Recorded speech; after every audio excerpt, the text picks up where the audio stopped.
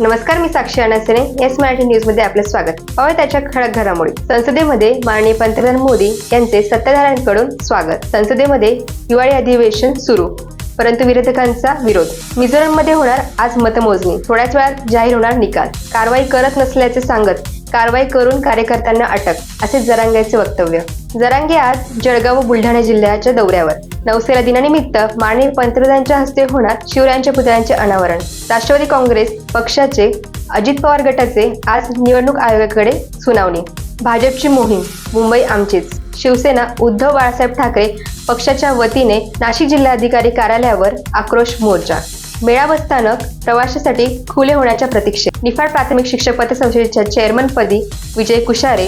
जागतिक दिव्यांग दिनानिमित्त दिंडोरी येथे जनजागृती फेरी.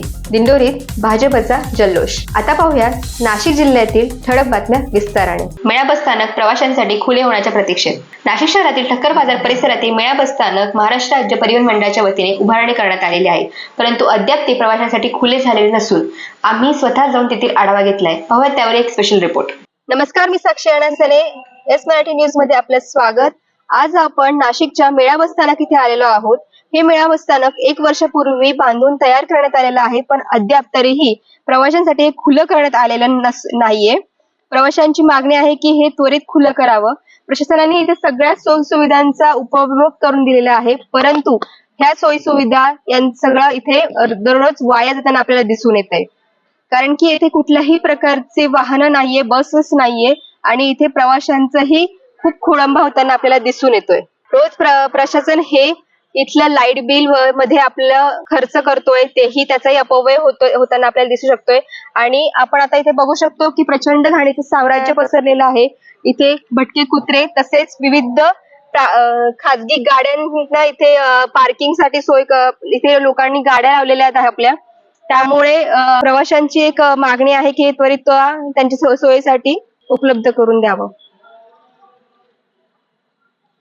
आता आपण काही इथल्या प्रवाशांची प्रतिक्रिया जाणून घेणार आहोत. तर त्यांची काय मागण्या आहेत आणि त्यांची काय प्रतिक्रिया या बसस्थानकाविषयी. बाबा, कुठून आल्यात तुम्ही? सटाण्याहून आलेले आहेत. 1 मिनिट. तर तुम्ही आता सटाण्याहून आलेला आहात, तर तुम्हाला वाटतं का हे बंद असलेलं बसस्थानक सुरू व्हावं आणि सुरू व्हायला पाहिजे? इथे आपल्याला प्रवासी आपल्याला आहेत, आपण त्यांची प्रतिक्रिया जाणून घेऊयात. सर, तुम्हाला वाटतं का की हे बसस्थानक जे आहे ते तुमच्यासाठी खुलं करण्यात यावं आणि हे बंद आहे त्याबद्दल तुम्ही काय सांगाल? हे लवकरात लवकर सुरू करण्यात यावं मॅडम, कारण त्याच्यामुळे काय आहे तर लोकांना खूप चांगली सुविधा मिळणार आहे. तर या प्रवाशांचं म्हणणं आहे की आमचा प्रवास सुखकर होण्यासाठी हे चालू व्हावं. अजून तुम्हाला काय अपेक्षा आहे प्रशासनाकडून? प्रशासनाने तर खूप चांगल्या पद्धतीने हा प्रोग्राम ऍडजस्ट केलाय मॅडम. तर फक्त एकच इच्छा आहे की ती लवकरात लवकर सुविधा द्यावी, लोकांपर्यंत पोहोचावी. हा एक उद्देश आहे चांगला. ओके. तर अशा एक मागण्या या इथल्या प्रवाशांनी केलेल्या आहेत की आमच्यासाठी खुलं व्हावं, या इथे केलेल्या सगळ्या सुविधांचा उपभोग आम्ही घ्यावा, अशी एक सुखद मागणी प्रशासनाकडे प्रवाशांची आहे. आले आता नुकताच प्रवास करून, तर तुम्हाला या बसस्थानक बंद आहे त्याच्याबद्दल तुम्हाला काही प्रतिक्रिया द्यायची आहे का, किंवा हे लवकरात लवकर सुरू व्हावं असं वाटतं का? हो, लवकरात लवकर सुरू झालं पाहिजे प्रवाशांसाठी असं वाटतंय ना? आणि इथलं जे काही आहे सोयी सुविधा तुम्हाला मिळायला पाहिजे असं वाटतंय का? हो, सोयी सुविधा मिळाल्याच पाहिजे. तर मग तुम्ही प्रशासनाला काय सांगाल की लवकरात लवकर चालू करा? लवकरात लवकर चालू केलं पाहिजे प्रशासनाने असं वाटतंय. नक्कीच. नक्की. धन्यवाद बाबा. तर हे आता आपण प्रवासी बघू शकतोय की आत्ताच प्रवास करून आलेले आहेत आणि त्यांची मागणी आहे की आमच्यासाठी आमचा प्रवास सुखकर व्हावा, यासाठी हे लवकरात लवकर बसस्थानक सुरू करावं. आत्ताच इथल्या स्थानिक लोकांच्या माहितीवरून आपल्याला कळवण्यात येत आहे की 26 जानेवारीला या बसस्थानकाचं महाराष्ट्र परिवहन मंडळाच्या वतीने एक खुलं करण्यात आलं आहे. हे सगळ्या प्रवाशांसाठी खुलं करण्यात, त्याचं जे आहे उद्घाटन आहे ते करण्यात येण्याची शक्यता आहे, परंतु प्रशासनाने याबद्दल कुठलाही खुलासा केलेला नसून हे एक प्रकारचं जे आहे राजकीय पक्षांच्या मान अपमानाच्या दृष्टीमुळे हे इथील उद्घाटन लांबणीवर जात आहे किंवा जाण्याची शक्यता आहे. परंतु हे राजकीय युद्ध, एक छुपं युद्ध न करता प्रवाशांसाठी इथलं हे बसस्थानक लवकरात लवकर सुरू करावं अशी प्रवाशांची मागणी आहे. तसेच हे इथले जे आहे त्यांचा सुखकर व्हावा प्रवाशांचा प्रवास, यासाठी हे बसस्थानक सुरू करावं अशी प्रवाशांची मागणी आहे. शिवसेना उद्धव बाळासाहेब ठाकरे यांच्या पक्षातर्फे जिल्हाधिकारी कार्यालयासमोर जन आक्रोश मोर्चाचे आयोजन. आज दिनांक 4 डिसेंबर रोजी जिल्हाधिकारी कार्यालय नाशिक येथे शिवसेना उद्धव बाळासाहेब ठाकरे यांच्या पक्षाच्या वतीने जन आक्रोश मोर्चाचे आयोजन केले होते. हजारोच्या संख्येने शेतकरी ट्रॅक्टर व बैलगाड्या घेऊन शालिमार ते जिल्हाधिकारी कार्यालय असा मोर्चा निघाला. या मोर्चामुळे मध्य नाशिक मधील वाहतूक काही वेळ बंद करण्यात आली होती. अवकाळी पावसामुळे व गारपिटीमुळे शेतकऱ्यांचे मोठ्या प्रमाणात नुकसान झाले आहेत. त्यावर त्वरित नुकसान भरपाई मिळावी ही प्रमुख मागणी शेतकऱ्यांची केली. या प्रसंगी शिवसेनेच्या पदाधिकाऱ्यांनी आपले मनोगत व्यक्त केले. या प्रसंगी शिवसेनेच्या पदाधिकाऱ्यांनी सांगितले की आज शिवसेना उद्धव बाळासाहेब ठाकरे पक्षाच्या वतीने शेतकऱ्यांचं जे नुकसान झालेलं आहे, गारपिटीने किंवा कांदा अनुदान मिळालं नाही, दुष्काळ जाहीर झालं नाही, या संदर्भामध्ये भव्य असा मोर्चा काढण्यात आला होता. या प्रसंगी आपण बघितलं असेल तर किती मोठी गर्दी होती. आमचा हा जनाक्रोश मोर्चा हा सरकारच्या विरुद्ध याच्यासाठी आहे का सरकारने मागच्या 2 वर्षापूर्वी देखील गारपिटीचं नुकसान भरपाईचं अनुदान डिक्लेअर केलं होतं. अद्यापर्यंत कुठल्याही शेतकऱ्याला अनुदान मिळालं नाही. त्याच्यात दुष्काळ जाहीर करायला पाहिजे होता. दुष्काळ जाहीर करताना काही तालुके जाहीर केले, काही तालुके जाहीर केले नाही. त्याच्यात अंशतः तालुके दुष्काळ जाहीर केले म्हणजे काय ते शेतकऱ्याला कळायला तयार नाही. त्याच्यात आता गारपीट पडलेलं आहे. गारपिटीमुळे शेतकरी मेटाकुटीस आलेला आहे. त्याचा शेतमाल जो होता तो नुकसान झालेला आहे. अशा परिस्थितीत सरकारने पंचनामा करताना सरसकट पंचनामा केला पाहिजे. आम्ही महसूल यंत्रणाला विनंती केली आहे तर तुम्ही फक्त तलाठी ग्रामसेवक यांच्या भरोशावर न राहता महसूलचे अधिकारी पाठवून 100% पंचनामा झाले पाहिजे आणि त्या पंचनामामधनं सरकारकडनं जी पण नुकसान भरपाई येईल ती 100% शेतकऱ्यांनी मिळाली पाहिजे. खोटं आश्वासन नको, त्यासाठी आम्ही इथे उपस्थित. आज शिवसेनेच्या वतीने या ठिकाणी जन आक्रोश मोर्चाचं नियोजन केलं होतं. तमाम ग्रामीण भागातून सर्व शिवसैनिक या ठिकाणी आले होते. आदरणीय सुनीलभाई बागुल यांच्या नेतृत्वामध्ये आज आम्ही कलेक्टरला निवेदन त्या ठिकाणी दिलंय आणि कलेक्टरांना विनंती केली आहे जी आपण यंत्रणा या ठिकाणी लावलेली आहे ती पुरेशी नाहीये. तर आपण इतरही आपले प्रशासनाची लोक त्या ठिकाणी लावावी आणि सरसकट ज्या ज्या लोकांचं नुकसान झालंय त्या लोकांचे पंचनामे करून त्यांना न्याय कसा मिळेल याच्यासाठी तुम्ही हातभार लावा ही विनंती करण्यासाठी मिळालो. गारपीट आणि अवकाळी पाऊस यामुळे शेतकऱ्यांचं नुकसान झालं. जवळपास आपल्या नाशिक जिल्ह्यातली सर्वच पिकं, मग ते द्राक्ष असेल, टमाटा असेल, कांदा असेल, भात असेल, या सगळ्या पिकांचं नुकसान झालेलं आहे.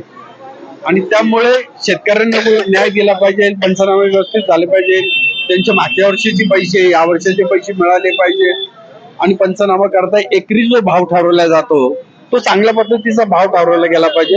याकरता हा जन आक्रोश मोर्चा शिवसेनेच्या वतीने आणि शेतकऱ्यांच्या वतीने काढण्यात आला होता.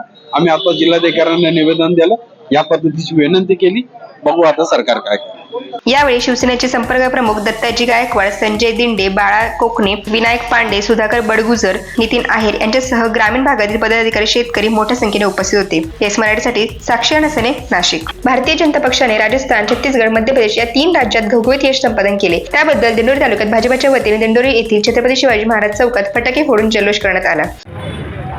संपूर्ण भारतात आज उत्साहाचं वातावरण आहे. भारतीय जनता पार्टी प्रणित केंद्र सरकारच्या कामावर विश्वास ठेवून माननीय मोदीजींच्या नेतृत्वाखाली ज्या काही विधानसभा इलेक्शन झालेले त्याच्यामध्ये भरघोस असं यश भारतीय जनता पार्टीला प्राप्त झालेले. याचं संपूर्ण श्रेय माननीय मोदीजी आणि संपूर्ण भारतीय जनता पार्टीच्या सगळ्या टीमला जात आहे. मी भारतीय जनता पार्टीच्या सर्व पदाधिकारी आणि कार्यकर्त्यांचं मनपूर्वक अभिनंदन करतो. आज हा उत्साह आपण इथं बघतोय. मोदीजींच्या गेल्या 9 वर्षापासून जे काम सुरू आहे ते भारताला अतिशय जागतिक स्तरावर नेऊन ठेवलेले आहे आणि तोच विश्वास नागरिकांनी, मतदारांनी मोदीजींवर व्यक्त केलेला आहे. आणि राजस्थान, मध्य प्रदेश, छत्तीसगड या मोठ्या राज्यांमध्ये भारतीय जनता पार्टीची एकहाती सत्ता आलेली आहे आणि खरोखरच मोदीजींचा हा जो करिश्मा आहे हा संपूर्ण भारतभर आपल्याला दिसून येतोय आणि पुढे सुद्धा तो महाराष्ट्रात सुद्धा असाच असणार आहे. मी पुन्हा एकदा सर्व भारतीय जनता पार्टीचे पदाधिकारी आणि कार्यकर्ते यांचं मनपूर्वक अभिनंदन करतो आणि खऱ्या अर्थाने या देशाचं सक्षम नेतृत्व माननीय मोदीजीच आहे आणि जी काही यशाची गॅरंटी ज्याला म्हणतो आपण ते फक्त मोदीजीच देऊ शकतात, हा ठाम विश्वास आमच्या सगळ्यांचा आहे. यावेळी भाजपाचे जिल्हाध्यक्ष सुनील बच्छाव यांनी कार्यकर्त्यांना पेढे भरवून आनंद व्यक्त केला. जिल्हाध्यक्ष सुनील बच्छाव, भाजपा युवा मोर्चा जिल्हाध्यक्ष योगेश बर्डे, सरचिटणीस रणजित देशमुख, तुषार वाघमारे, दिंडोरी मंडल अध्यक्ष शामराव मुरकुटे, रवी गांगोले, प्रमोद शेष देशमुख, डॉक्टर राजेश वराडे, तुषार घोरपडे, लक्ष्मण गायकवाड, विक्रम राजे, कैलास धात्रक, गणेश देशमुख, अमोल खोडे, संजय बोडके, बाळासाहेब सोनवणे, गणेश चव्हाण, निलेश खोडे, मित्रानंद जाधव आदींसह कार्यकर्ते उपस्थित होते. येस मराठी न्यूज साठी अशोक निकम, दिंडोरी. निफाड तालुक्यात प्राथमिक शिक्षण पतसंस्थे चेअरमनपदी विजय कुशारे तर व्हाईस चेअरमनपदी उज्ज्वला सोनवणे बिनविरोध निवड. नाशिक जिल्ह्यात कर्मचारी पतसंस्थेमध्ये अग्रगण्य असलेल्या निफाड तालुक्यात प्राथमिक शिक्षण सहकारी पतसंस्थेत चेअरमनपदी विजय कुशारे तर व्हाईस चेअरमनपदी उज्ज्वला सोनवणे यांची बिनविरोध निवड करण्यात आली. निफाड तालुक्यातील शिक्षकाची अर्थवाहिनी असलेल्या पतसंस्थेत रोटेशन पद्धतीने चेअरमन तर व्हाईस चेअरमन पदाची निवड मासिक सभेत करण्यात आली.